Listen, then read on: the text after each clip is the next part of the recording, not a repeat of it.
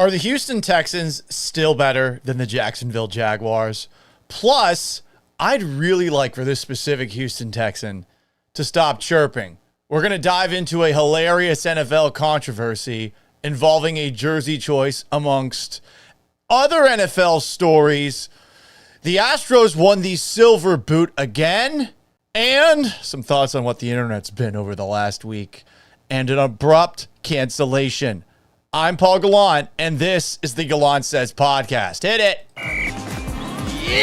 A radio show host in Seattle called Paul Gallant. Paul Gallant's wondering the same things a lot of people are. You are definitely living in the hindsight world today, Paul. Do you feel there's been a consistent theme with the interceptions? I think every interception really has a different story. I was just kind of curious what Paul gets to see. Are you kidding me? Paul Gallant, what the hell is wrong with you?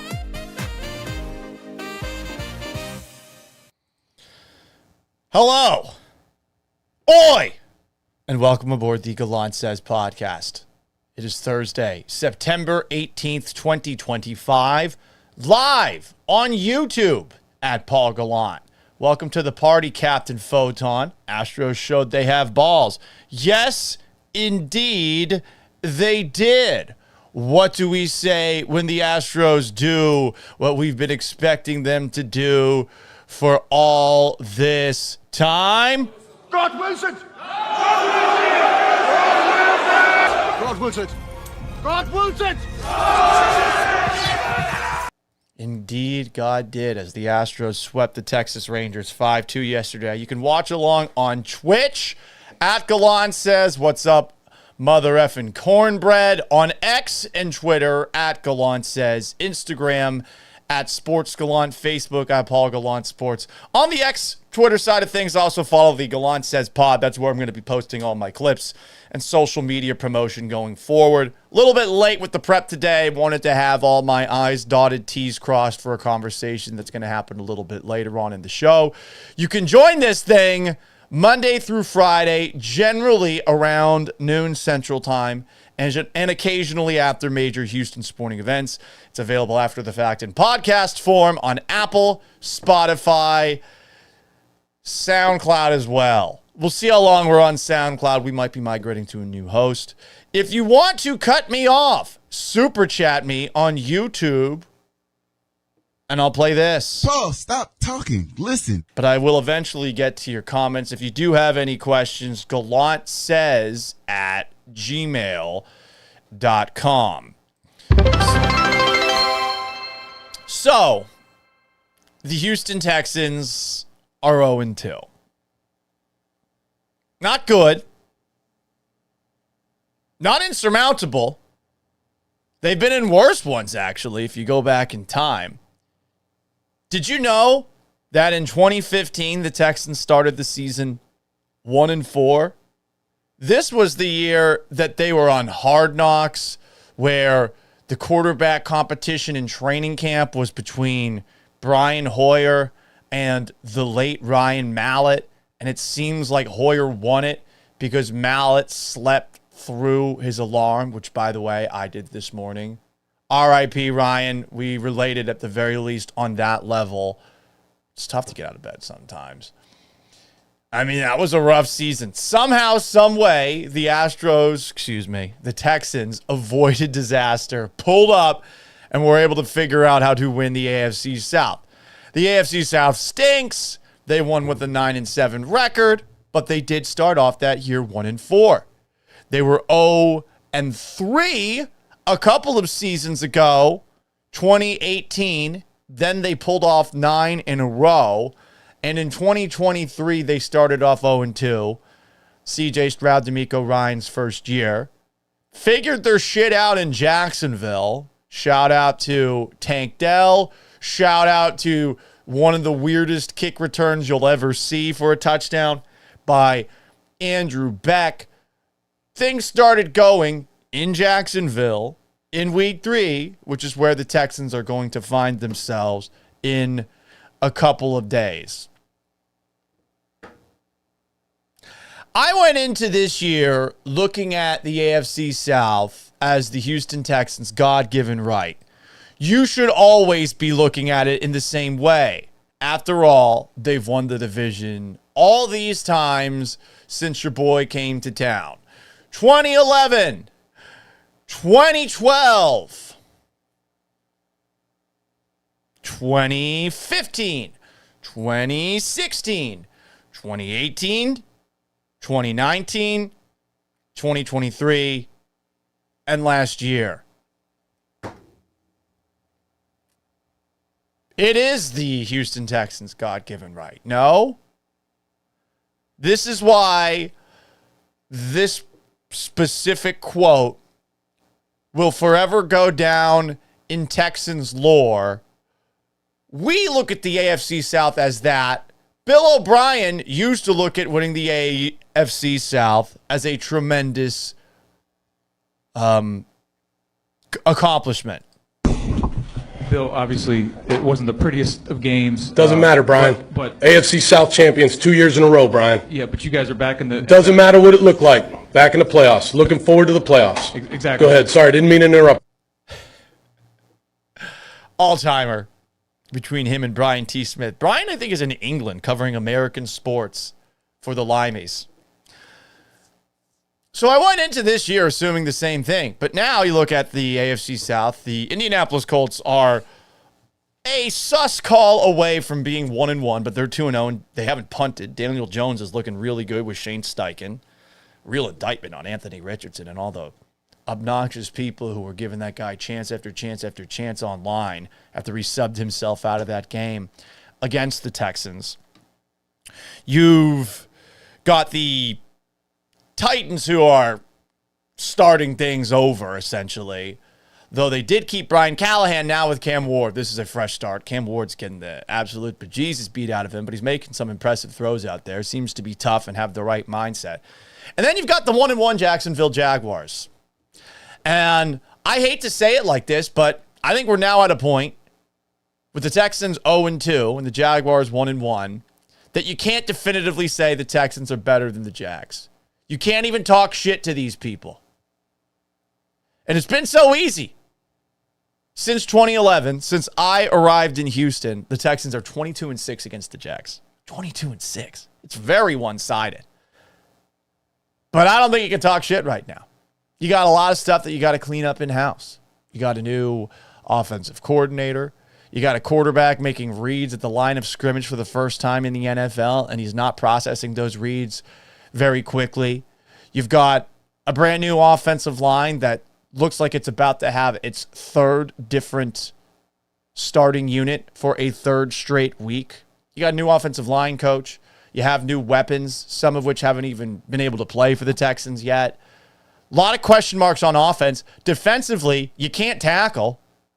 You really stunk against the Buccaneers' run game. And when it mattered most, you couldn't get off the field against Baker Mayfield and the Bucs. I think the defense is more the reason why the Texans lost on Monday. The offense is what it is. I have low expectations for it. Paul, what are you talking about? The Jaguars have a new coach. He's the guy that said, Duval. Trevor Lawrence, you've always said, is a bit overrated. Sure. There are two ways of looking at the Jaguars right now. And I'm going to look more into it after today's show, before tomorrow's show, which we will actually get started at noon. The two ways of looking at the Jaguars are this. One, the Jaguars are a team that ran for 200 yards and 6.3 yards a carry in week 1. Gulp. You don't look like you can stop the run. They are some drops and a pass interference away from beating the Cincinnati Bengals and being 2-0 with the Colts, 2 games up on you in the AFC South. Or they're a team with a quarterback who's got accuracy issues, learning a new offense, that's also still cleaning out some of the fallout from the last couple of years with the Doug Peterson team that seemed to check out when it mattered most after they had beaten the Texans to go 8-3 in 2023. And a team that this past Sunday nearly lost to a Cincinnati Bengals squad that at the end of the game did not have Joe Burrow and also had a backup quarterback that threw 3, not 1, not 2, but 3 interceptions. I've got to watch back to determine for myself which of those teams the Jaguars are, but I do not think that Texans fans can say right now, 12:27 p.m. Central Time on September 18th, 2025, that the Texans are better than the Jaguars, even if historically they have had their number. This is a massive game. The fuck-up's got to stop right now. We'll see if it happens. Some comments.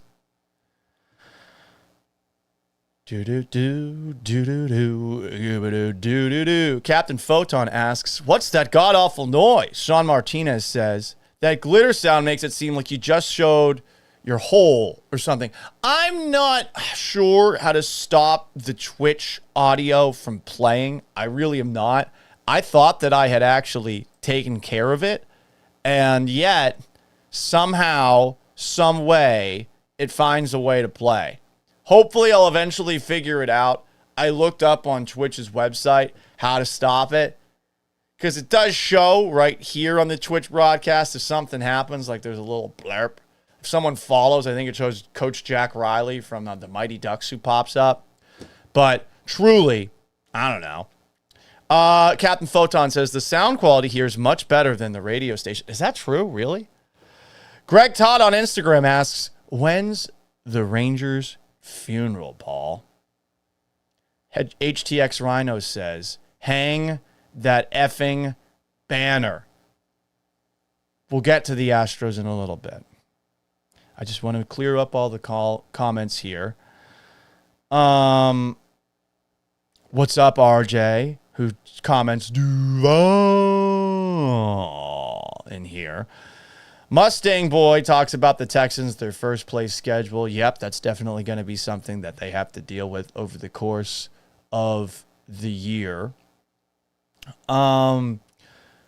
Where is the other comment that I was looking for about the AFC South? There we go. HCX Rhino says that winning the AFC South is the tallest small person argument. I would say it's the who has the biggest micro penis battle. You know, hey, let's show what we got. Here's my gherkin. I think it's more like that. I think there's a joke in the movie Waiting that's said by that kid from Freaks and Geeks. Wow, you're the funniest person at a restaurant. That's like being the smartest person with Down syndrome. Again, that's from a movie. I'm quoting that. I think there are a lot of ways to look at where the Texans stand in the AFC South. I do not think it is their God-given right going into this year, no matter how many times I go back and play this clip of Bill O'Brien. Bill, obviously, it wasn't the prettiest of games. Doesn't matter, Brian. But AFC South champions 2 years in a row, Brian. yeah, but you guys are back in the Doesn't matter what it looked like. Back in the playoffs. Looking forward to the playoffs. Exactly. Go ahead. Sorry, didn't mean to interrupt. Sorry, didn't mean to interrupt. So we shall see. More comments here. People are asking, what's this up here? Super chat. Listen, I'd prefer everyone watch on YouTube. YouTube grows bigger. It's easier to grow.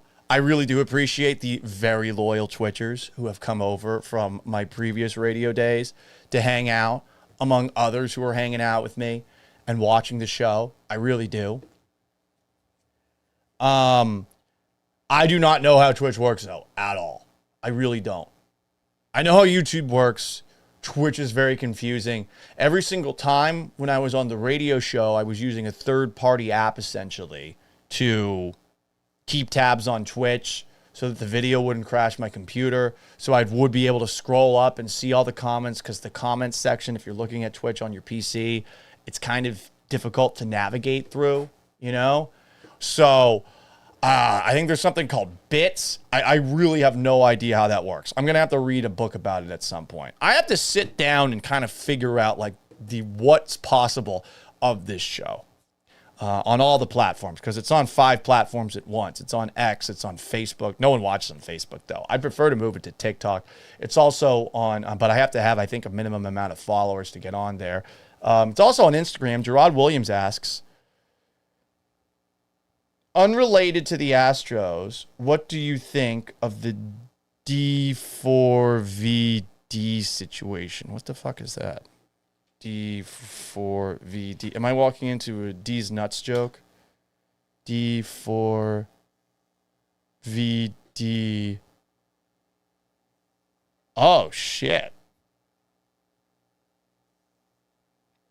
All right, listen, there's so many musicians out here. I have no fucking clue who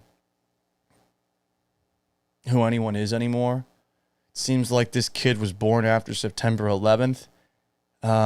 Headline, teenager went missing a year ago, found dead in singer D4VD. Holy shit. Yeah, I don't want to read this. I don't know who that person is, and I don't want to read about it. Jesus Christ. Woo! So, Gerard Williams, there's my thoughts. I had no idea who that person is, and I guess we're going to hear about that a lot recently. Anyway. What else do we have here? We could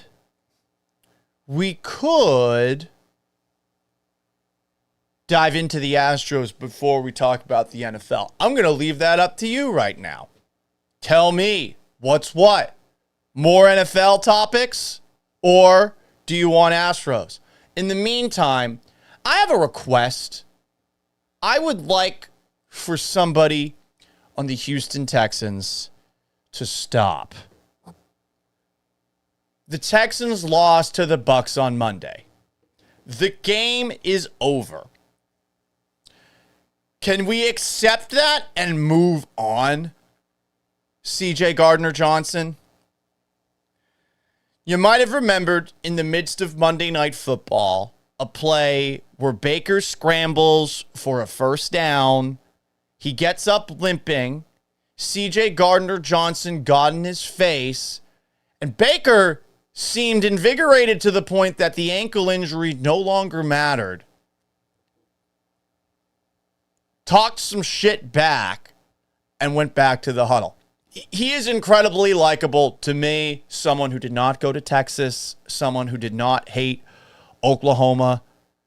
There's a spunk to Baker Mayfield, a feistiness to Baker Mayfield that every guy who maybe isn't the tallest appreciates. As someone who is not really 6 feet tall, but it does say that on my license, I've always had an appreciation for his grit. I think he's funny. And I don't understand why CJ Gardner Johnson is going to continue to talk shit in that spot. I know the two don't like each other. CJ Gardner Johnson started it. He said that the Bucs are Baker Mayfield away from being a contender, brought up who Mayfield's working with. Mayfield brought up that CJ Gardner Johnson didn't know who was on the Bucs roster and snarkily said, maybe you should watch film. Baker Mayfield was responded to by CJ Gardner Johnson on social media, on his Instagram Live. You had the exchange in the game. For what it's worth, after the game, CJ Gardner Johnson tipped his hat. Baker Mayfield rolled his eyes talking about my friend Chauncey. You would think it's done. Everyone should just move on. But Baker Mayfield posted this picture to social media. A picture of Mayfield and CJ Gardner Johnson in that confrontation Monday night. Quote, built different, 10 toes down. For some reason, CJ Gardner Johnson responded. I don't get why he did. Boy, this cute, but still ringless. Hey, CJ Gardner Johnson, I think of you as a very high-level shit talker.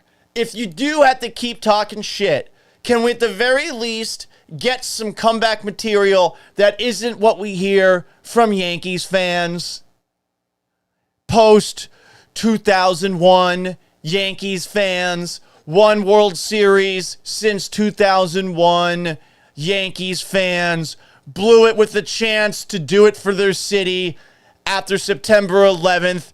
Yankees fans blew a series against a team with no money in the Miami Marlins. Yankees fans blew a 3-0 series lead against the Red Sox in 2004. Yankees fans, can we please have better arguments in response if we must talk shit than pointing at the fact that you've won a Super Bowl when Baker Mayfield hasn't? Hey, CJ, I get that you're technically a defending Super Bowl champion, but you no longer play for the defending Super Bowl champions. Pointing at the ring after this guy punked you in your own building and your team is now 0-2 by saying still ringless is such a bullshit response. It's pathetic and it's sad. And I said this earlier this week. I like CJ Gardner Johnson a lot. I find him to be funny. I like that he actually says what's on his mind. But there's nothing worse than someone who talks shit when they've lost. I say this as somebody who every now and then I'll play flag football on Saturday. There is this one guy that regularly comes out there. He wears an Oregon shirt. My friend Andrew would be able to tell me who he is. I'm going to have to ask. And this guy could be good, but his hands are garbage. And he'll talk shit all game long, even when he's making drops and some more drops. And I hate it when somebody talks after they lost. Every single time I hear someone talk after they lost, I go to this quote from the movie Gladiator. Because it's an important moment.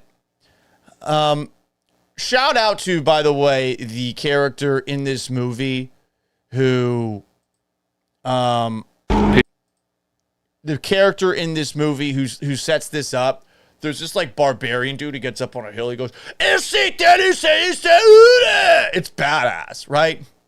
But to quote Quintus from Gladiator, when people have lost, stop talking shit. Wait, you know what? I got to figure out. It would be nice to have someone that could help me with the execution of this. But I don't have money to do that. You got to do it on your own. Here is Quintus. People should know when they're conquered. Boom! That's all. People should know when they're conquered. CJ, you got conquered. Doesn't matter if you won a Super Bowl and Baker Mayfield hasn't, you know? I'm looking something up. We're going to stay with Rome for a moment.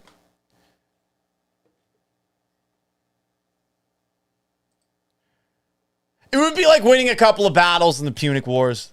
You know, it's like Carthage. Hey, Carthage did some pretty cool shit during the Punic Wars against the Romans, but they lost.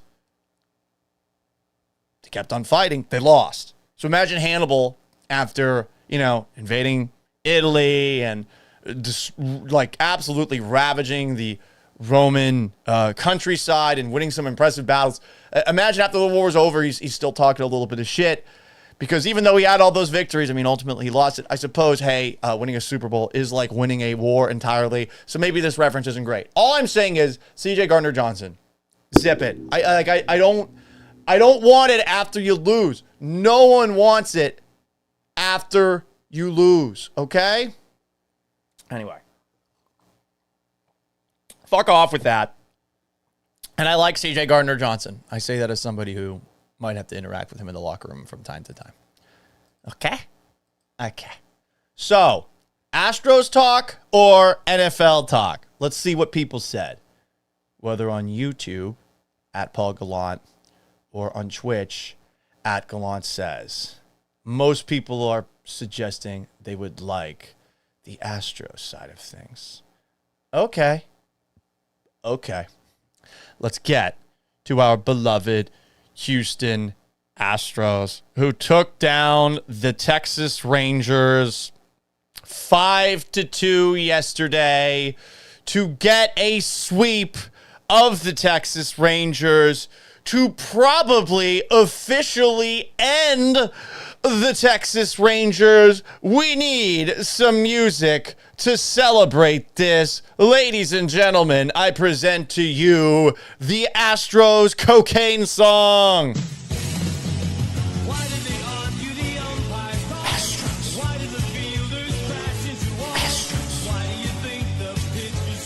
I don't know. Who says it's only a game?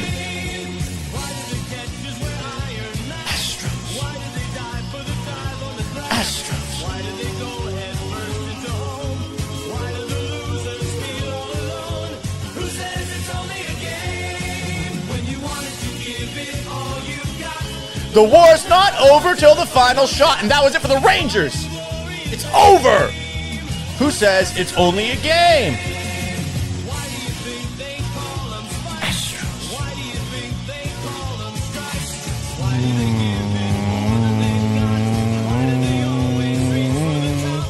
Who says it's only a game?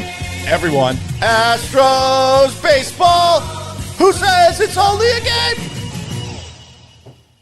They get a sweep. They lead the American League West by half a game, and they win the most coveted trophy in all of sports.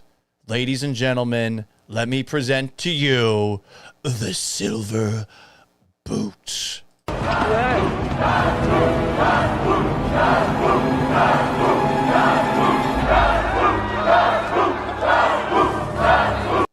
Behold, das Boot in all its silver glory. And now it once again belongs to us.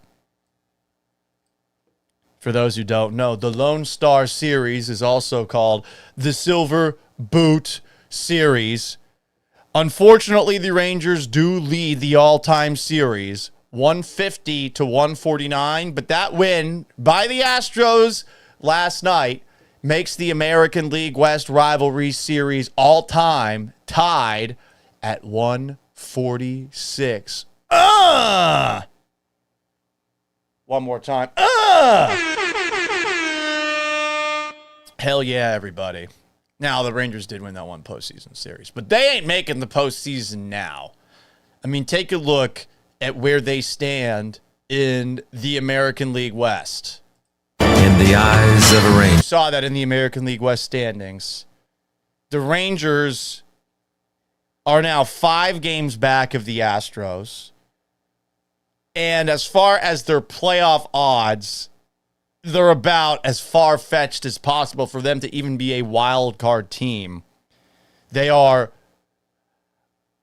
working with a 3.5% chance of making the playoffs at this moment in time, which is wonderful for all of us to see. How did the Astros win last night's game? Let me tell you how. It's because they got to Jacob deGrom. I mean, they worked him. If you go and take a look at what Jacob's done this season, I mean, he's been certainly closer to the guy of old, dealing with all these injuries over all these years. They teed him up for 5 runs. That's the most deGrom's given up all year. And it was because they really worked the count early. And God, where the fuck's this been all year? You're supposed to work the count. They said they were going to work the count all year. Why didn't they? Why did it take this long for them to start doing it? I like seeing it. Specifically, the Houston Chronicle talked about an at-bat by Jeremy Pena where he took the first pitch by Jacob deGrom. And Pena, I mean, he had himself a night. There's a reason I'm wearing my MV Pena t-shirt, in case you can't see it. I believe it's available at Breaking Tea. I bought this before the MVP season, MVP caliber season that he's had. Jeremy Pena had a great game. He had a home run in the 5th. He led off the game with a double. Christian Javier had a pretty good night himself. He was actually able to go 6 innings, and it took him less than 90 pitches to get there. Jose Altuve hit a home run. Not a lot of guys left on base. Not a lot of hits. Pretty much all of your hits came from the top of the order. Pena, Correa, Altuve. But that's what you need to see. And you've also got a big hit from Yainer Diaz. This was a big-time win. Big-time win. And now our focus shifts to the American League West, to the Seattle Mariners, to a 3-game series this weekend against the Mariners. I am curious as to how y'all are feeling. I'm going to do a little mashup here because I know a lot of you have been waiting to hear this audio.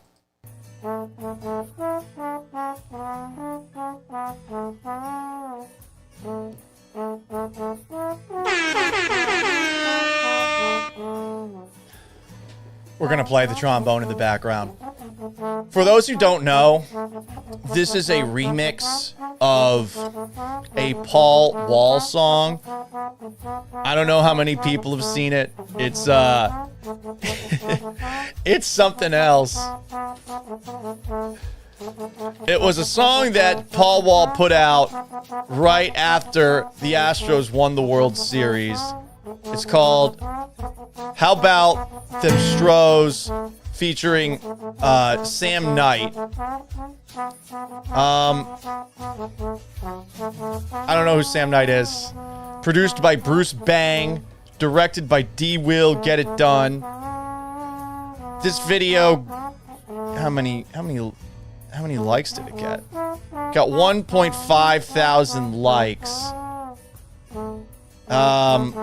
70,000 views. That's it. Not a lot. But that was the song that Paul Wall wrote after the Astros won the World Series. And you know what we've been doing all season long. Whenever the Astros get a win, you know what's going. You know what's about to go down. Let's do it. God wills it! God wills it! God wills it! Did you ever think that you would hear Kingdom of Heaven on top of the trombone cover of Paul Wall's How About Them Stros? These are the possibilities on the Gallant Says podcast. One more time. If you are a doubter of your beloved Houston Astros, all I can do is talk to you in the same way that this one prophet from the covenant looked at a prophet who he knew he was going to leave behind. If you're not on the bandwagon right now, like, you're just fucking up big time. Anyway, take it away, Halo 2, arguably the greatest video game of all time. Let him be. The great journey waits for no one. The great journey waits for no one! Brother, not even you. Get on the bandwagon, you fools. But great to see the Astros take care of business. Jeremy Pena,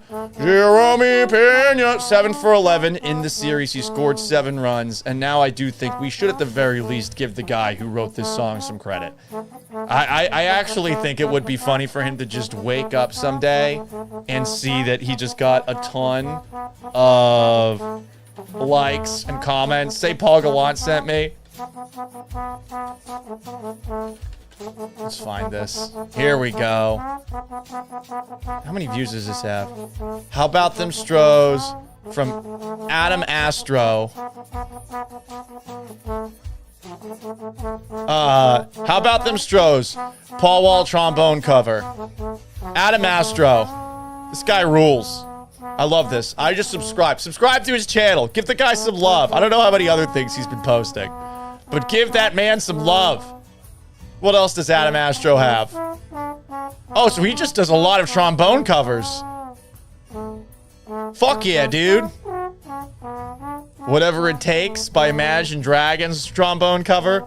Shot in the Dark Ozzy Osbourne trombone cover. Listen, if you guys need a tromboner, our dog, Adam Astro, is the man. He uploads trombone covers every Tuesday, as well as vlogs from various places that I've been to. If you enjoyed a video, leaving a like is very much appreciated on my behalf. Subscribe and hit that bell icon to get all the latest updates. Yeah. Listen, anyone who's on Twitch right now, I know the Twitchers love this trombone more than anybody. Please subscribe to this guy and like his videos. I think we might have to have him on the show at some point. Kook Blaze asks, does he have a Clay Walker cover? I will pay him $20 to make a Clay Walker cover. You know what? This is something we can maybe make happen.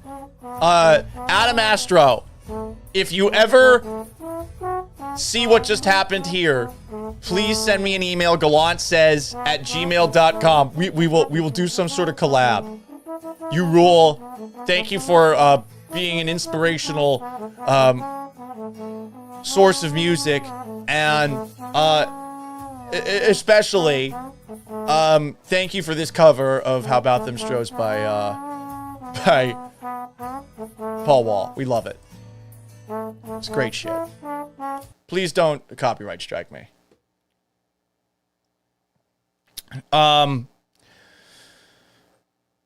Captain Photon says Kingdom of Heaven could have been so much better with more of the Rounders guy. Is that who the Knight Templar dude is? Is he from Rounders? Ryan Lost in Texas says, I would rather have someone sledgehammer a railroad spike into my ear than listen to this any longer. Listen, it's very controversial, the Astros trombone. I don't know why. Ian Lindblom, and I know Ian's actually, I think, recommended this before. You need a straight-up live band. That would be fun. I could go full Conan.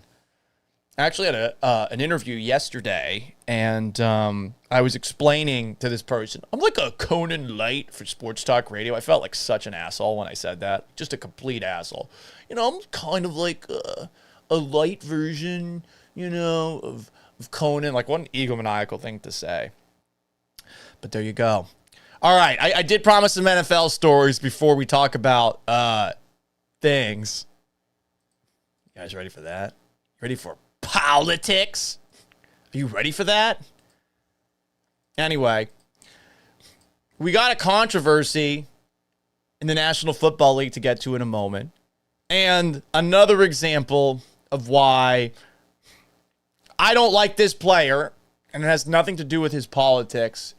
But let's start by listening to what the correct approach should be for a team that's 0-2.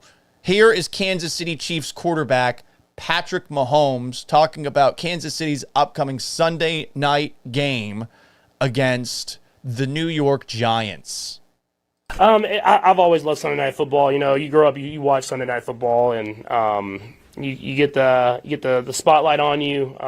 It's night game. You get the lights get brighter, and you get to showcase who you are. And I think it's a great opportunity for us. I mean, obviously with the start that we have, we want to prove that we're a better football team than we've shown these first 2 weeks. And Sunday Night Football will be the perfect time to do it. A lot of your standard football lingo, but hey, we want to prove that we're better than who we are. And you know, we'll play some audio from D'Amico Ryans and the Texans tomorrow before the Jaguars game and what we like and what we don't like. Because I've been reading through the transcripts and I'm hearing D'Amico compliment the offense again. I'm kind of getting annoyed hearing D'Amico compliment the offense again.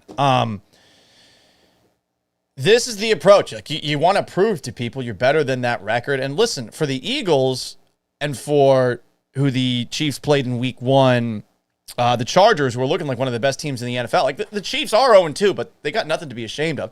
Texans lost to 2 good teams too, non-conference games, but they're still 0-2. And you know, unfortunately, this is just the way that it works when you're in the AFC South. A win over the Jaguars is not going to prove to anybody that they are as good as we think they can be. You know, we're gonna have to wait until week 5 against the Ravens. We'll see how that one goes. I'm not holding my breath expecting a Texans win given the way the last 3 games between these teams have gone. But you're going to have to figure out a way to look like a team with that kind of potential Sunday. And the baby steps that they're taking, it's time for an actual step. It's time to actually take a step forward as an offense specifically and defensively. Figure shit out. Figure the shit out. What else do we have NFL story-wise? Did anyone see the picture that Kyler Murray posted to his Instagram, it seems to be a professionally done photo. Ladies and gentlemen, take a look at this on YouTube at Paul Gallant, on Twitch at Gallant Says, on Facebook at Paul Gallant Sports, on X at Gallant Says Pod, on, I think I said everything. Look at this. It's a picture of Kyler Murray wearing a Michael Vick Virginia Tech jersey. I don't think Marcus Vick wore the same number. While posing with his exceptionally jacked dog. I'm not sure if it's a puppy. Huge ass paws. The dog looks like it could bench press 2 plates easily.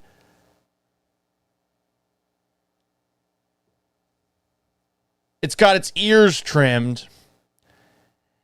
And it's a dog next to a guy wearing a Michael Vick jersey. And naturally, the internet crucified Kyler Murray for this.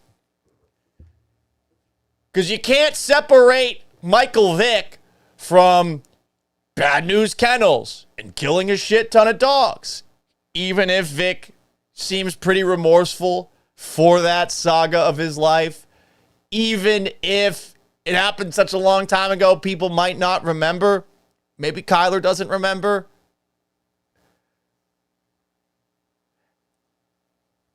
It's pretty funny that people are mad about this. It got to a point where Kyler Murray, at a press conference, was actually asked questions about it. Yeah, in no way, shape, or form do I, condone, animal cruelty or dog fighting, whatever it is. I guess people thought that he condones animal cruelty because he's wearing a Michael Vick jersey. I mean, obviously he doesn't. Michael Vick was cool before that happened. Virginia Tech Michael Vick is one of the coolest college football players ever. He's playing in a not that big program. He's a quarterback unlike anyone had ever seen before. He's got a cannon for an arm. He's so fast. I mean, the Vick experience in college was awesome. You should be allowed to wear a Vick throwback jersey. You should be allowed to wear a Vick throwback jersey near a dog without people thinking that you're about to take this dog out back and bam, old Yeller his ass.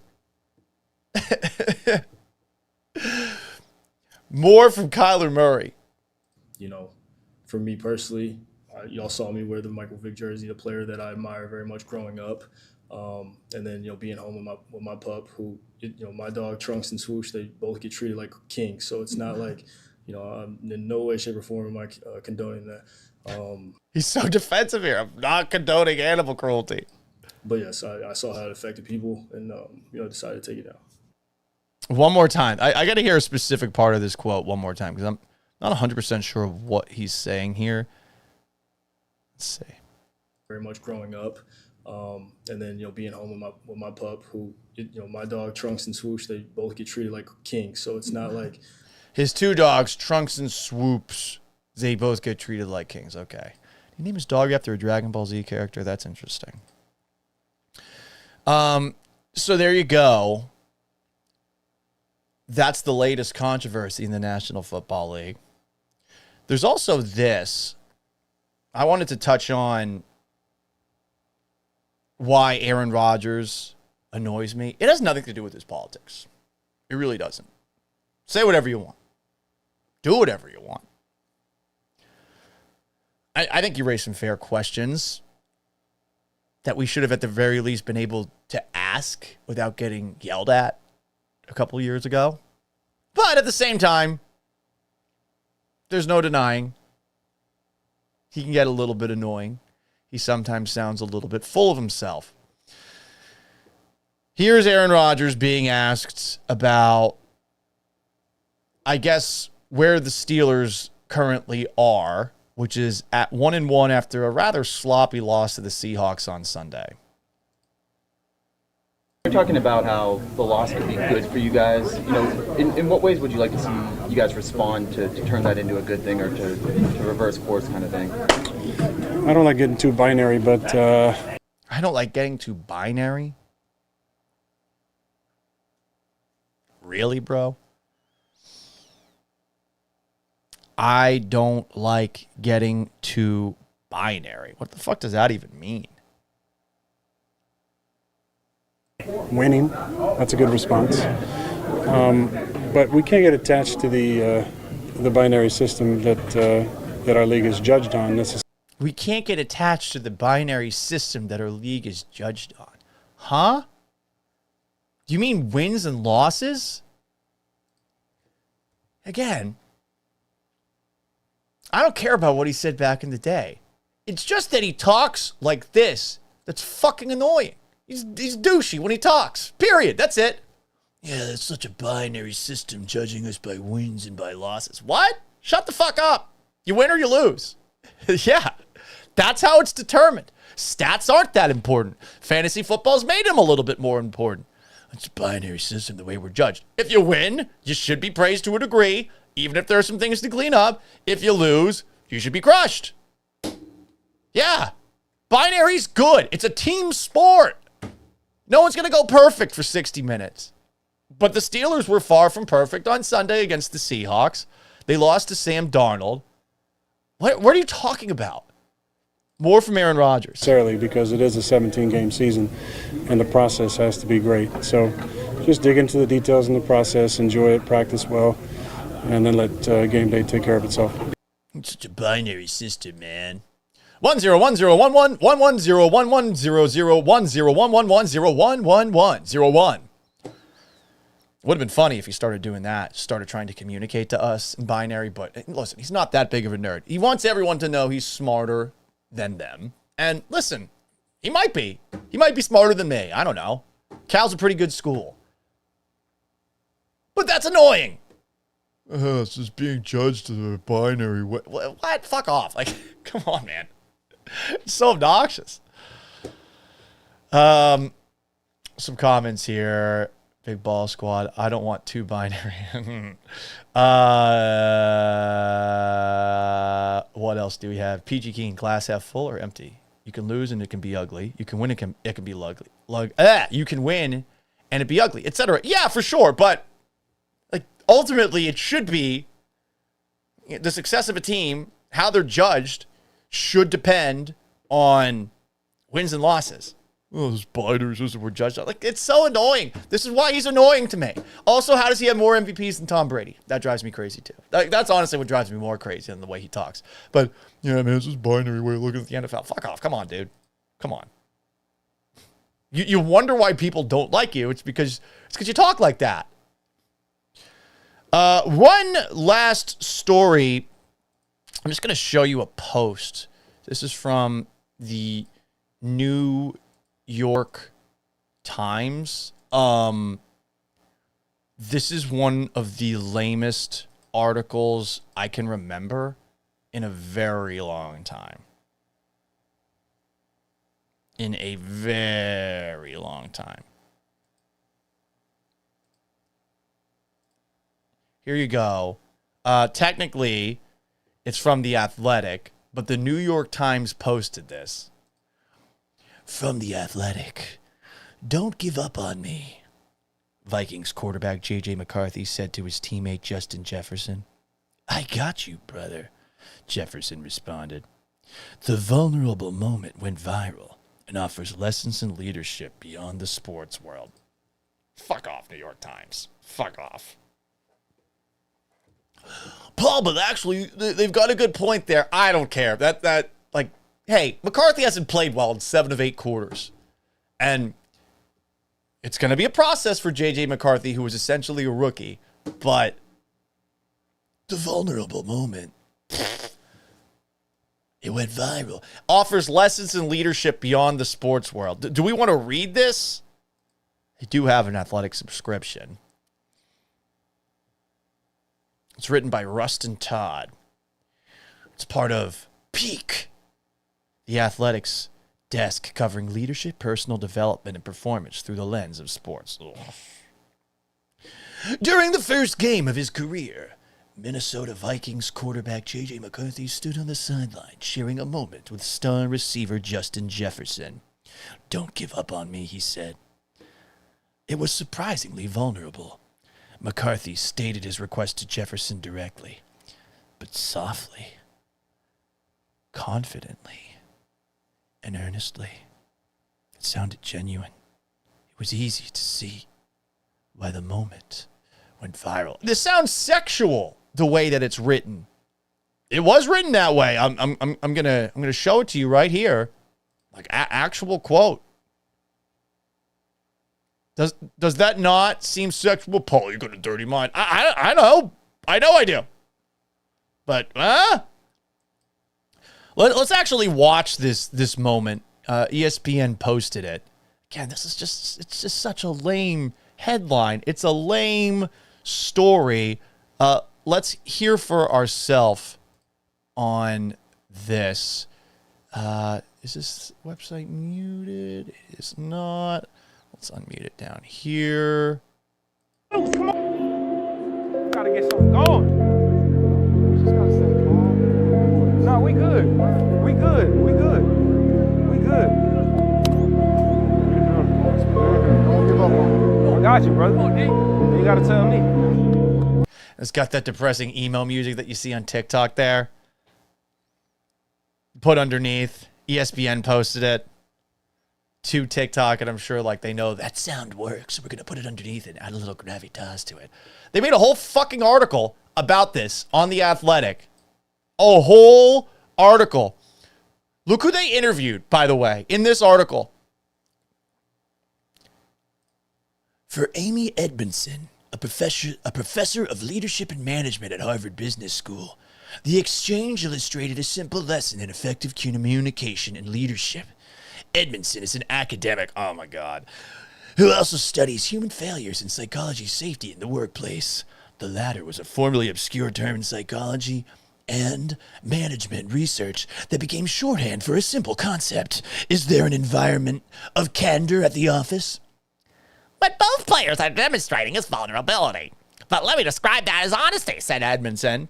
They're just being honest and candid, not only about what happened, but about what they need from each other to go forward. And forgive me for using this word, but it's just plain efficient to do that. Jesus Christ. This person has a job teaching about leadership and management at school and is looking at this TikTok clip and is acting like this is something that we all need to watch and talk about. Listen, it's 2 games in. Justin Jefferson's played with quarterbacks that have struggled before. Obviously, you saw the end of last year with where the Vikings were and with Sam Darnold holding the football too long. Jefferson's just a good teammate. This is a lesson for everyone. Like, hey, when your quarterback is down on himself, saying like, don't give up on me, make sure that you say, yeah, I got you. That's fucking common sense. So this person's getting interviewed for this unbelievable article. I can't believe it was written. And they just keep on interviewing this rando who's, I guess, someone who paid hundreds of thousands of dollars or had a scholarship or a fellowship to study human failures and psychology safety in the workplace. More quotes from this lady, this academia. Can we keep the nerds out of sports? My God, we're like trying so hard to put the academia in sports. Fuck off with this. This makes me want to unsubscribe from The Athletic. But I won't be able to read it. Chandler Rome writing about the Astros. And that's honestly, of all the people writing about the Astros, the only person I want to read writing about the Astros. No offense. Although I like Brian McTaggart's stuff too. We don't just say, oh my God. Oh. Workplace candor and honesty were the subjects of Edmondson's 2018 book, The Fearless Organization. So now we're pushing a fucking book? We're talking about NFL leadership from a viral moment that went viral on TikTok? What? Look at this shit. Workplace candor and honesty were the subjects of Edmondson's 2018 book, The Fearless Organization.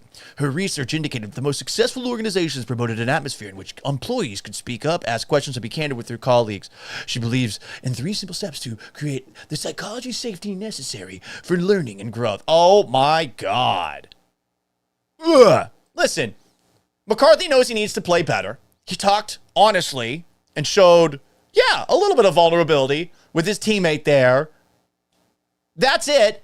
But if McCarthy doesn't play better in the near future, once he gets back on the field, because it's going to be Carson Wentz, I guess, on Sunday, Jefferson's definitely going to act differently. Is that candor, honesty, whatever, blah, blah, blah, that they're writing about in this weird-ass piece? Is that going to continue? Probably not, and it shouldn't. It's the National Football League. You perform or you don't. Yeah, communication's great. We need a little more communication in every single workplace. But, woof. Like, can I have an article? Can I be interviewed in an article talking about bullshit like this? I would love that. Pay me for that. I could do that easily. I just got a phone call from my dad.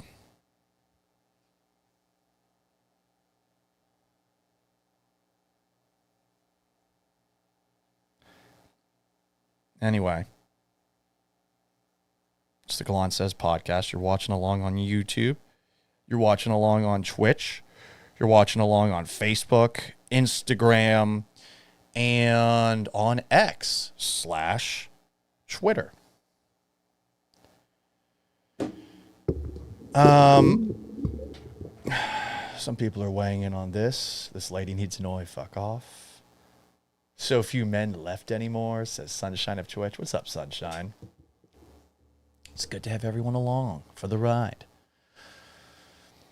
All right. Are we ready for a little politics? Are we ready? My team's the Republican team. Go team! My team's the Liberal team. Go Liberals! The last couple of days, honestly, the last week, I've certainly spent a lot of time feeling a little bit bad for myself, given that I got laid off at the radio station. But I've also gone down far too many rabbit holes in the wake of Charlie Kirk's assassination. And I keep on having to pause while I'm doing it. I keep on having to center myself and remember the thing that all of us should agree on. Wow. That's awful. That's one of the worst things I've ever seen. If you actually saw that one angle of him getting shot in the neck, clearly looking dead right away. That was awful. We're better than that. We should at least be striving to be. I really wish that was what we were walking away from this. Because, I didn't know much about Charlie Kirk before this. I didn't. And I'm sure the chat's about to blow up with people bringing up all of the things that he said and the things that you agree with and that you disagree with. I don't really feel the need to go back and evaluate every single person that's ever been murdered and put up the checks and balances of was he good? Was he bad? Maybe I don't feel the need to lower a flag to half-mast or give a moment of silence before an NFL game about it. But I don't know. Seemed like the guy actually engaged in pretty open discourse with people that disagreed with him. I doubt he was perfect on that level. But again, I just wish that we could look at this and say, wow, that was awful. We're better than that. But I fell right in with so many people doing the very depressing thing that everyone seems to be doing, which is just overanalyzing the many weird details surrounding said assassination with the same kind of energy like that one Netflix documentary, Don't Fuck with Cats. Have you ever seen it? It's about, too long, didn't watch, a group of people that saw a person, I think, commenting on social media about abusing animals. And these people went online, found out who it was, person got prosecuted, yada, yada, yada. But now we do this for fucking everything. Who did it? Why did they do it? Was there someone behind it?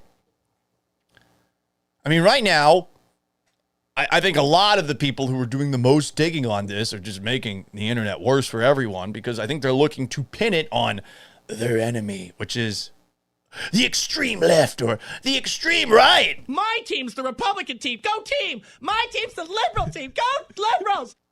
The right is pointing at rhetoric from the left before the assassination. The left is pointing at the rhetoric that's been taking place since the assassination. All sorts of whataboutism out there.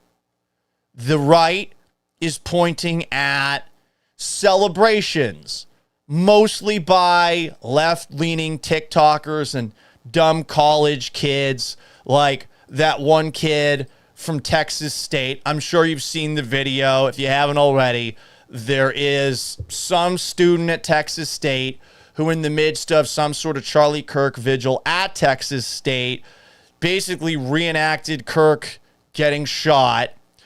The student, after pressure from Governor Greg Abbott, ended up being expelled. Texas State put out a statement about it. So, like, the right's getting angry about people celebrating instead of just putting the phone down and walking away, because these are inconsequential TikTokers. They're like, let's ruin these people's lives. Hey, you post something on the internet, maybe you deserve to have that happen. And then the left is actually asking, in response to what the right is doing, which is pointing at the celebrations, where was this energy when Paul Pelosi almost got killed in his own home? Fair question. Where was this energy when Minnesota Congresswoman Melissa Hortman and her husband were murdered? Or when Minnesota State Senator John Huffman, who I believe survived, and his wife were shot? I think these are fair questions, but like, Jesus Christ, this is so much finger pointing. And I mean, shit, we had finger pointing after Monday Night Football. The Texans did not have a moment of silence before the game for Charlie Kirk. They're one of, I guess, 7 NFL teams that didn't have one. I don't know if people would have handled it very well, to be perfectly honest.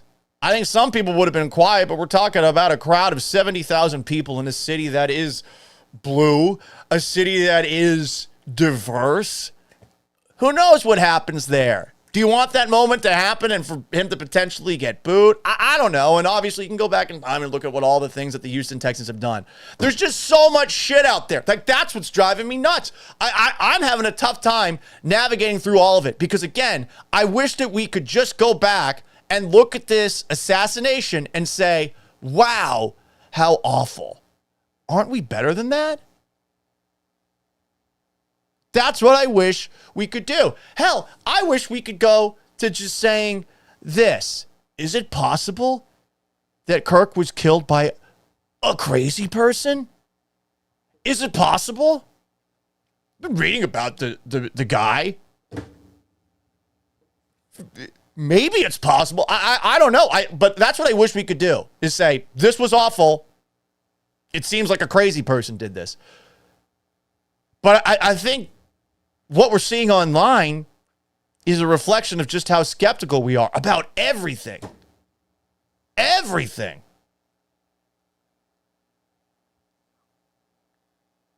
Is it just a crazy person? Or is it something more? Is it, I don't know, maybe related at all to the 51st state? And no, I don't mean Puerto Rico. Some would say this state is more represented in Washington, D.C. than Hawaii.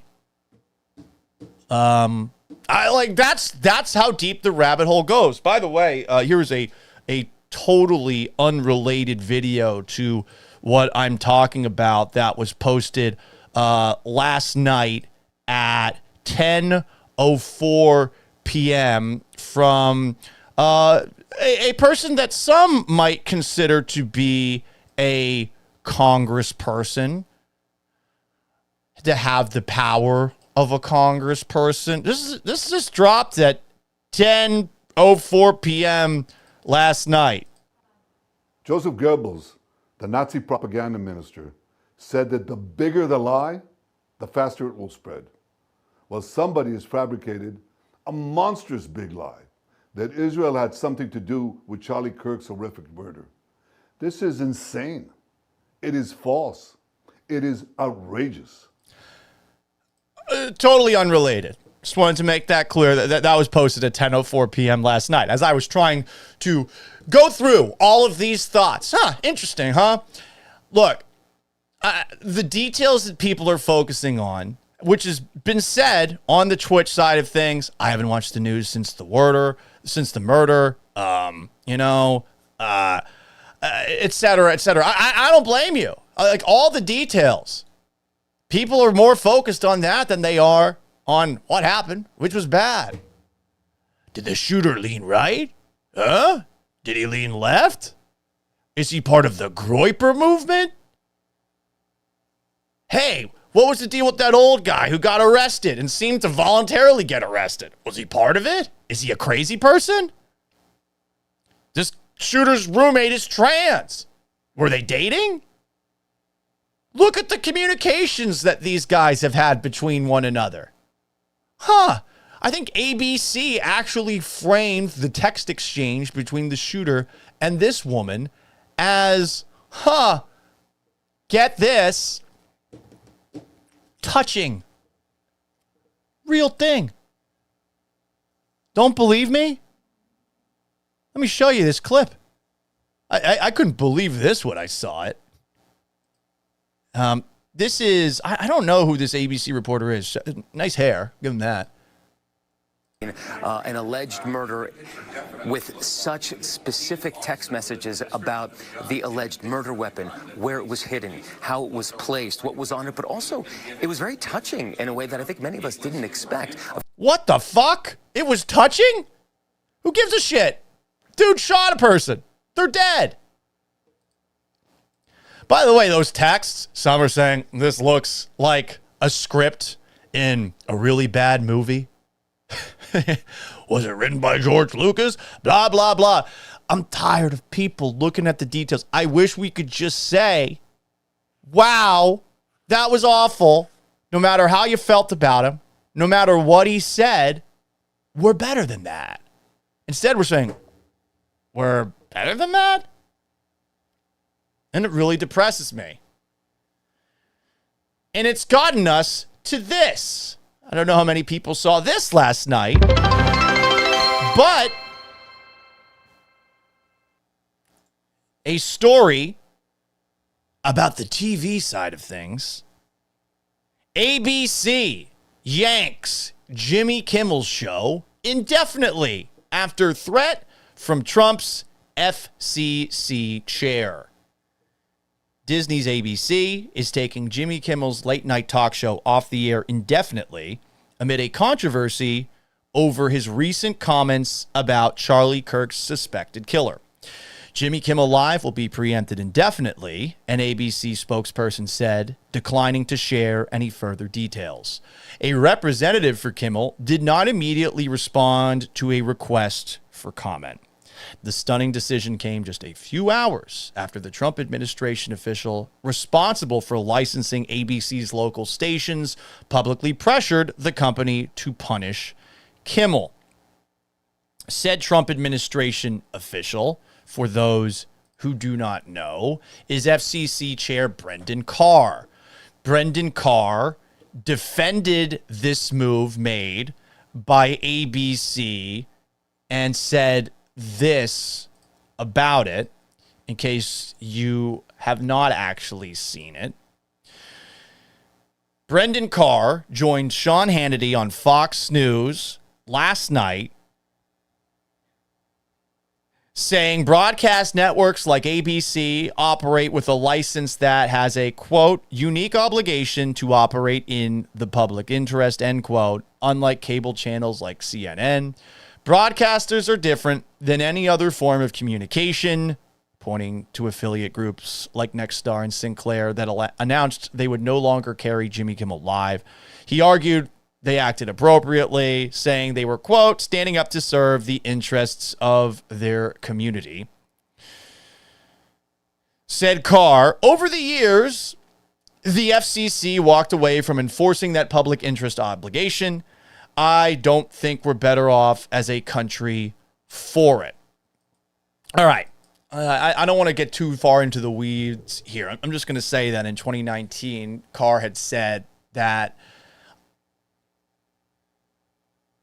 this about censorship, quote, should the government censor speech it doesn't like? Of course not. The FCC does not have a roving mandate to police speech in the name of public interest. So now he's defending this.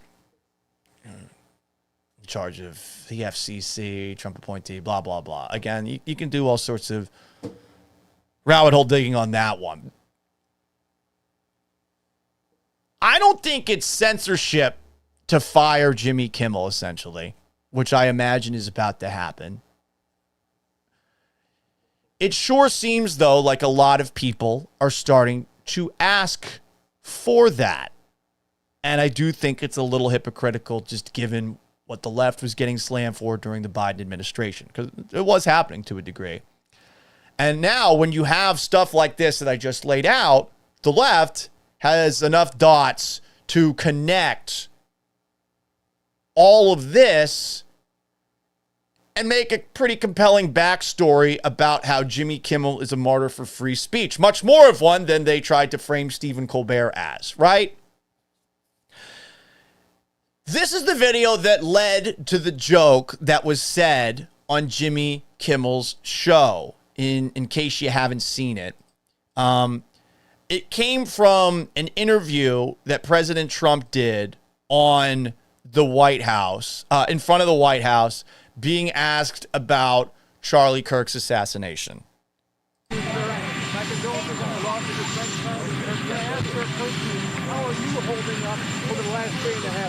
If you couldn't hear that, he's asked, how are you holding up over the last couple of days after what happened to Kirk? I think very good. And by the way, right there, you see all the trucks. They've just started construction of the new ballroom for the White House, which is something they've been trying to get, as you know, for about 150 years. And it's going to be a beauty. It'll be an absolutely magnificent structure. And I just see all the trucks. We just started, so it'll get done very nicely, and it'll be one of the best anywhere in the world, actually. What a wild way to answer that question. Left or right? You got asked about Charlie Kirk. How are you holding up? What? To me, someone with a dark sense of humor, that is funny. That by itself, it is funny. So, of course, someone who leans left is going to see that. They're going to pounce on it. And they're going to try to make a joke out of it.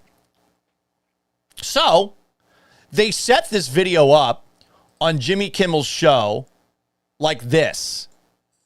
Let me load the video really quickly here. Just make sure that we got it in front. Here is how Jimmy Kimmel, in his monologue, set up playing that clip of Trump just completely, I don't know what the fuck happened, just getting ADD, talking about the White House ballroom. Here's Jimmy Kimmel. We hit some new lows over the weekend with the MAGA gang desperately trying to characterize this kid who murdered Charlie Kirk as anything other than one of them, and doing everything they can to score political points from it. In between the finger pointing, there was grieving. On Friday, the White House flew the flags at half staff, which got some criticism. But on a human level, you can see how hard the president is taking this. And then he gets to the clip of President Trump. Do you want to watch that part again one more time? I didn't hear a joke before. There's a sarcastic setup to that video. I mean, it's going to work for some people. Some people are going to chuckle at that, right? Not everyone, obviously.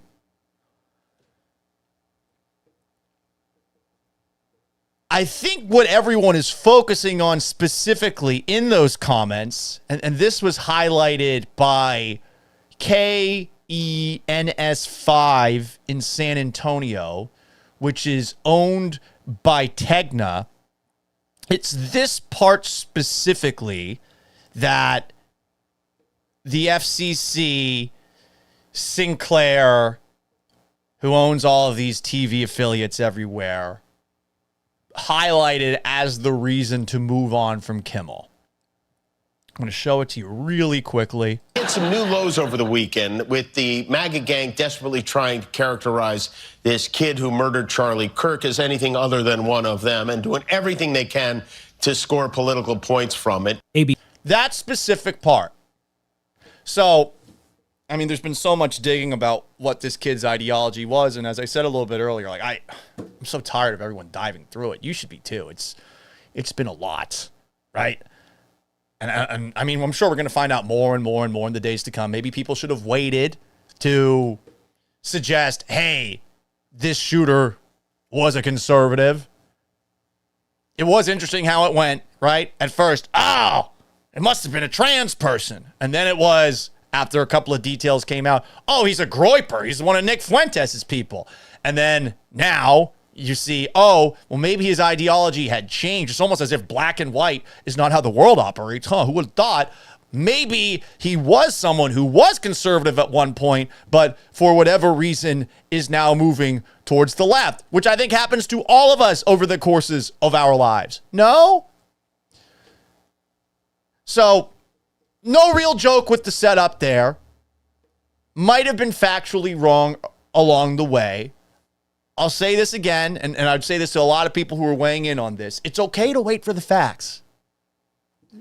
God forbid we use a little Newhouse School of Public Communications insight here, but it's okay to wait for the facts and to keep waiting for all the facts when talking about a huge news story, even if it is comedy, especially when you're on national broadcast TV. But I say all that to eventually say, was that specific clip, which it seems like is the clip that Sinclair is going to use to show to the FCC, who it seems like they have a interesting relationship with, is this the kind of clip to merit the cancellation of a show? The left thinks no. They think this is extreme censorship. I saw someone frame it as, this is the most straightforward attack on free speech from state actors I've ever seen in my life. The right is saying this is the whataboutism. Well, how did the left handle censorship during COVID-19, right? Like, weren't government employees talking with Facebook during that? How do they talk about when Tucker Carlson ended up getting fired by Fox?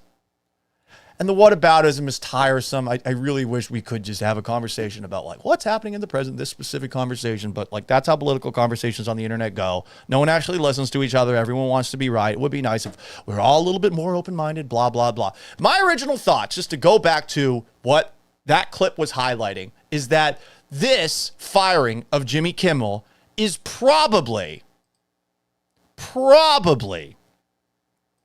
more about money than anything else. I wrote this on X last night. Given these late night shows are super expensive and get low ratings, I bet ABC was just waiting for something that could give them a legal reason to get out of paying Jimmy Kimmel, especially after seeing what CBS did with Colbert, not buying the censorship angle that's being pushed. But you are hearing from the FCC. You will hear from Sinclair in just a moment. To bring it back to Colbert was losing, apparently, with that show, $40 million a year, despite being the top rated of all the late night TV shows. Jimmy Kimmel was probably also losing ABC and Disney a lot of money. And there's no denying that ABC and Disney probably has lots of conversations with these companies that own TV affiliates across the land, right? They're probably having conversations. Also, there's a couple of different television companies, Nexstar, Tegna, right? I think it's Tegna, are trying to merge behind the scenes. Let me make sure that I got that right. Nexstar merging Tegna. Okay. A month ago, Yeah, Nexstar's trying to merge with Tegna, but apparently that's illegal because you can't own too many as one broadcast company, too many TV stations. But the head of the FCC, Brendan Carr, had said a little bit earlier this year that he's open to changing the limit on stations a company can own, and maybe that allows for a merger to happen between Tegna and Nexstar. And to go back to what we were talking about with that story that I was reading just about moving him off of the air, ABC took Kimmel off the air because a lot of affiliates wanted to remove him and were going to just not play him. More from Brendan Carr from the FCC. He had said on a podcast that individually licensed stations need to step up and get rid of Kimmel. Maybe he's also helping pave way for this merger. There's money behind all this shit generally. I think it's more about the money than it is about anything. But I want to read one last thing that was posted. This is, I really don't have any other way to say it.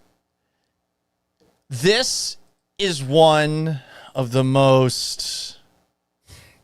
You know what? I'm going to let Chris Broussard say this word so I don't get canceled like he did one time on First Things First. Is the man retarded? Let me apologize for using that word. Oh. I have my first cousin. We just put him to... He died a few months ago. Very eloquently said, Chris Broussard. Very eloquently said. This was a Chris Broussarded move by Sinclair, because Sinclair, the broadcast company that is, I think, most pushing for Kimmel to go off the air, which might be because Kimmel once posted a video of all of the TV stations owned by Sinclair saying the exact same script about how like certain media are not giving you the news. Sinclair posted this. This is soft. This is gay. This is the lamest thing I've seen in quite some time. There's no other way to look at this. This is just a pathetically written thing. You've won the battle. Kimmel is out. You think ABC is going to keep him? No, ABC's thrilled that they now have a reason to move on from him and stop hemorrhaging money. They're fine with this. They were waiting for something like this to go down so that they could do what CBS is eventually going to do with with Colbert. I know it's not officially happening right now, but it will happen eventually, you know? Like it's not, is it happening at some point next year? So there's some more final shows. Anyway, this is the post written by Sinclair. It's just lame. Sinclair says Kimmel's suspension is not enough, calls on FCC and ABC to take additional action. They wrote this in the third person, which is, I think, also lame. Sinclair's ABC stations will air a special in remembrance of Charlie Kirk during Jimmy Kimmel Live, the Friday time slot. Sinclair, the nation's largest ABC affiliate group, objects to recent comments made by Mr. Kimmel concerning the assassination of Charlie Kirk. As discussed with ABC earlier today, Sinclair decided to indefinitely preempt Jimmy Kimmel Live beginning tonight. Following these discussions, ABC suspended production of Jimmy Kimmel Live. Mr. Kimmel's remarks were inappropriate and deeply insensitive at a critical moment for our country. He suggested the shooter was conservative. Factually wrong, perhaps, just given what we are learning. But I don't think anyone can definitively prove that. More from Jason Smith, the vice chairman of Sinclair. We believe broadcasters have a responsibility to educate and elevate respectful, constructive dialogue in our communities. We appreciate FCC Chair Carr's remarks today, Brendan Carr, and this incident highlights the critical need for the FCC to take immediately regulatory action to address control held over local broadcasters by the big national networks. Sinclair's ABC stations will air a special in remembrance of Charlie Kirk this Friday. You already said it. The special will also air across all Sinclair stations this weekend. In addition, Sinclair is offering the special to all ABC affiliates across the country. Sinclair will not lift the suspension of Jimmy Kimmel Live on our stations until formal discussions are held with ABC regarding the network's commitment to professionalism and accountability. Sinclair will also call upon Mr. Kimmel to issue a direct apology to the Kirk Kirk family. Furthermore, Sinclair asks Mr. Kimmel to make a meaningful personal donation to the Kirk family and Turning Point USA. Regardless of ABC's plans for the future of the program, Sinclair intends not to return Jimmy Kimmel Live to our air until we are confident that appropriate steps have been taken to uphold the standards expected of a national broadcast platform. What's the meme? I ain't reading all of that. Sorry for your loss, or congrats, though. That's what it is, right? But it's also just incredibly soft, and it gives the people who want to make Jimmy Kimmel into a martyr, that want to make Stephen Colbert into a martyr, all of the ammunition that they need. So this is, I think, going to backfire. I think I know where Sinclair leans. And I hate that the conversation that's taking place right now is about censorship and free speech, and I think it is an overreaction to characterize this as what it's being characterized. The specific quote that I will read one more time, the most straightforward attack on free speech from state actors I've ever seen in my life. I don't think it's that. I think that certain conservative owners of broadcast affiliates decided, hey, we're not going to air this anymore. And ABC's like, oh, awesome. Now we don't have to pay him anymore. And perhaps there were some conversations happening before, like, hey, let's just wait for the next time that Kimmel says something. Because let's be honest, like, Kimmel's been leaning rather left on a lot of those shows. Broadcast TV's dying. The FCC and Sinclair right here, like, they're just making that death happen a little more quickly. I love jumping on broadcast TV from time to time. I think I'm awesome on TV. But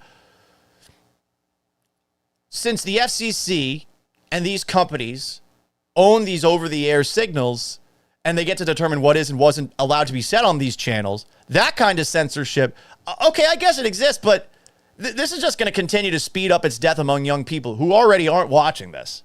You know? They're already moving along. It is bullshit the government can determine what can and can't be broadcasted, but the internet, it's fine, generally. Obviously, there are some exceptions with some of the companies that post things. We found a lot about that during the pandemic and all that stuff. But I don't think this is really the censorship it's being portrayed on. Oh, wow, broadcast TV is censoring something? Like, there's so many ways around it. You know, Jimmy Kimmel could probably do something else after this, and since he's now being portrayed as a martyr, and get this, he's probably going to become bigger for it. So that statement from Sinclair, and I guess what's happening, well, I do not think it's an attack on free speech. I do think it is something that, you know, in the pendulum, who's winning, the left or the right, I think it's going to give the left a little more wind in their sails. And I'm going to wrap up with this little quote. This is what I'm more concerned about. I am more concerned about Pam Bondi saying things like this. Because this is more concerning, I think, when it comes to free speech. The anti-Semitism, what's been happening at college campuses around this country is disgusting, it's despicable, and we've been fighting that. We've been fighting these universities left and right, and we're not going to stop. There's free speech, and then there's hate speech. And there is no place, especially now, especially after what happened to Charlie, in our society. Do you see more law enforcement going after these groups who are using hate speech and putting cuffs on people so we show them that some action is better than no action? We will absolutely target you, go after you, if you are targeting anyone with hate speech, anything. And that's across the aisle. I mean, look what happened. Think about Josh Shapiro. What happened to Governor Shapiro? I talked to Josh multiple times. Democrat governor, Jewish. They firebombed his house while his wife and children were sleeping upstairs. It's a miracle. Nothing worse happened to, it's a miracle that nothing happened to Josh and he and his family are safe. They're traumatized, but that's what's happened in this world, and we are going to fight every step of the way to show that you will face the most severe consequences if you come after someone and you target someone for their political views or for any reason at all. That's an attack on free speech. We're going to target people for hate speech. Weren't months ago we saying, no, that's not how the Constitution works. I got a little copy of the Constitution in front of me. I always have it in front of me. Congress shall make no law respecting an establishment of religion, prohibiting the free exercise of, or abridging the freedom of speech, or of the press, or of the right of the people to peaceably to assemble and to petition the government for a redress of grievances. First Amendment. Can't do that. Can't. I know a lot of people on the right are mad about a lot of things that are being said, but I don't think Charlie Kirk would want free speech to be abridged the way that it seems like Pam Bondi is potentially going to use it as a reason to do exactly that. So that's how we're going to wrap up today's edition of the Gallant Says podcast. Thank you so much for tuning into today's live show. If you did, I know we spent a lot of time on politics. We're probably going to do that a little bit more in the future. You can join me live weekdays at noon on YouTube at Paul Gallant. Like this video and subscribe. Let's see how the reaction to this one goes. On Twitch at Gallant Says. On X and Twitter, also at Gallant Says. You can get after it on Instagram at Sports Gallant. Follow me. I also have a political account that I will post clips to on Instagram from time to time at Politics Gallant. It's also on Facebook at Paul Gallant Sports. Like my page. It'll happen occasionally after major Houston sporting events as well. While you're at it, you can look for more clips of the show on TikTok at Gallant Says or on X at Gallant Says Pod. If you ever have a question or you have some comments, send me a well-written email or some hate, gallantsays@gmail.com. This show will be available after the fact wherever you get your podcasts. If you haven't already, subscribe, rate, and review me on Apple Podcasts and on Spotify. If you roast my ass, I will read it. Until tomorrow at noon, so long, farewell, and have yourselves a wonderful Thursday. Farewell and adieu to you fair Spanish ladies. Farewell and adieu, you ladies of Spain.